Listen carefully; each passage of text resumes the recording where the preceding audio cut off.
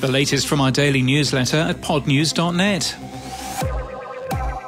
Amazon Music has announced a synchronized podcast transcripts feature. It's only available in the Amazon Music app, only in the US, and only for recent episodes of Amazon Original and Wondery shows. It's going to be open to other selected shows shortly.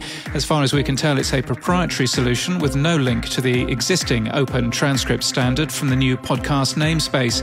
We've asked Amazon how podcasters like us can submit our own transcripts. Spotify's proprietary video podcast system is a dumpster fire, says Drew Linsalata, the host of The Anxious Truth. Even though Anchor gave him early access, it took 6 days for his podcast episode to be correctly available on Spotify, during which Anchor support didn't return his emails. The BBC has launched BBC Podcasts Premium. It's exclusive on the proprietary Apple Podcast subscription system and only available in the US and Canada. It'll include what they call exclusive shows, which are also available free in the UK. All BBC shows are commercial free in the UK, and the corporation still blocks its shows from Google Podcasts. Veritonic has added brand lift to the platform's campaign reporting capabilities. The data helps advertisers know which audio asset is performing in their campaigns. Our sister publication Sounds Profitable has just published a deep dive into their brand lift product. We have a link to that in our show notes and our newsletter today. Other news in brief, Ghana has added full analytics to its podcast platform. We've achieved 4,000 listeners so far on there. Rode has launched the AI Micro, a dual-channel USB interface. Buzzsprout stats for October 2021 were released. Spotify and Apple Podcasts are level pegging at 31% of all downloads. Downloads via Facebook up by 50% month on month. But a big increase on nothing is still nothing. It's just 0.3% of all downloads.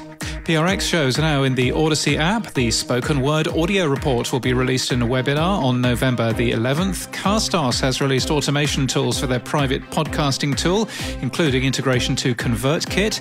Equity Mates Media has completed a 1.2 million Australian dollar funding round. That's $900,000 US. The company has had 4.1 million podcast downloads in the last 12 months. In People News today, Dino Sophos, one of the UK's most successful podcast producers, announced this morning he's to launch his own production company. Persiphonica will work with the biggest international talent to develop innovative formats. Sophos was producer of the BBC's popular Brexitcast and Americast shows. He'll join the Podland podcast tomorrow for an interview.